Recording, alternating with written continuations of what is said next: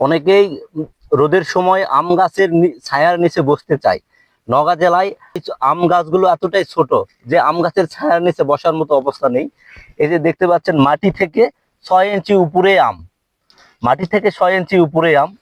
এই আমটির অন্যতম একটি বৈশিষ্ট্য হলো যে এই আমটির আটি অতি পাতলা এবং সুচালো, এর চামড়াও অনেক পাতলা, খেতে ন্যাংরা আমের সমতুল্য বলা চলে।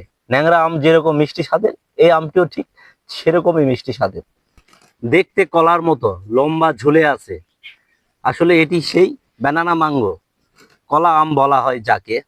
বাংলাদেশে এটি 2014 সালে হর্টিকালচার সেন্টার মাগুরা, সেখানে 3টি সায়ন নিয়ে আসা হয়েছিল। সেখান থেকে আজ বাংলাদেশে চাঁপাই নবাবগঞ্জ এবং নওগাঁ জেলায় ব্যাপকভাবে ছড়িয়ে পড়েছে এই সেই ব্যানানা ম্যাঙ্গো। আপনারা দেখছেন, আমি একটি ছোট গাছের নিচে দাঁড়িয়ে আছি। এই গাছটাতে যদি একটু খেয়াল করেন, প্রচুর পরিমাণে আম রয়েছে। গাছের গোড়া একটু লক্ষ্য করেন, হাতের মতো মোটা। আসলে এই গাছের বয়স কিন্তু বেশি না, সর্বোচ্চ 3 বছর এই গাছের বয়স।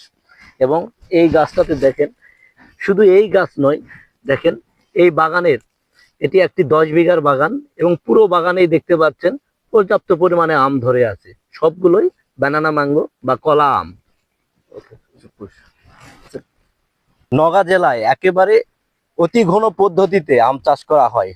আপনারা আগে জানতেন যে চাঁপাই নবাবগঞ্জ আম উৎপাদনে শীর্ষস্থানীয় ছিল, কিন্তু এখন এখন নওগাঁ জেলায় আম উৎপাদনে 1 নম্বরে রয়েছে। এবং আমার পাশে যে গাছটি, এই গাছটি একটু লক্ষ্য করেন, এই গাছটির উচ্চতা সর্বোচ্চ 6 থেকে 7 ফিট। আর নিচের দিকে যদি খেয়াল করেন, নিচের দিকে দেখেন কি কি পরিমাণ আম ধরেছে। এই ছোট গাছগুলোতেই নওগাঁ জেলায় এই অতি ঘন পদ্ধতিতে একেবারে মাঠের পর মাঠ, পোরশা, সাপাহার, নিয়ামতপুর উপজেলায় মাঠের পর মাঠ এভাবে ধান চাষের মতো আম চাষ করা হয়েছে। এবং আমগুলো দেখেন চমৎকার, একেবারে অতুলনীয়, দেখতেই ভালো লাগছে। উন্নত জাতের যেগুলো আম রয়েছে, অনেকেই বলে থাকেন যে সেগুলো একটি বোটায় একটি আম হয়। এখানে দেখেন, একটি বোটায় কিন্তু বেশ কয়েকটি আম রয়েছে। এটা যদি খেয়াল করেন, এখানে প্রায় 9টি আম রয়েছে। তো পরিচর্যা যদি সঠিকভাবে করা যায় এবং পুষ্টি উপাদান পর্যাপ্ত পরিমাণে সরবরাহ করা হয়, তাহলে এভাবে থোকায় থোকায় উন্নত জাতের আমগুলোও ফলন দিয়ে থাকে। এই ব্যানানা ম্যাঙ্গো আমটি যখন পাকে, পাকার কালারটি হয় কলার যে হলদে কালার রয়েছে সেরকম কালার। এছাড়াও দুধে আলতা গোলাপি কালারেরও হয়ে থাকে। এখানে দেখতে পাচ্ছেন এই আমটি কিন্তু কালার আসা শুরু হয়েছে। এই আমটি পাকে জুন মাসের শেষ থেকে জুলাই মাসের প্রথম সপ্তাহে এই আমটি পাকার উপযুক্ত সময়।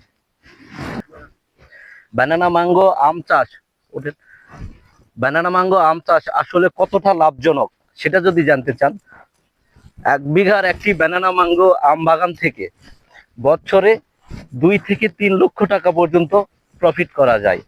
পোরশা, সাপা, নিয়ামতপুরে আমরুপালি, ব্যানানা ম্যাঙ্গো, ক্যাটিমন, এই যেগুলো আম বাগান রয়েছে, তার মধ্যে ব্যানানা ম্যাঙ্গো আম বাগানটি রয়েছে 2য় নম্বরে। প্রথম 1 নম্বরে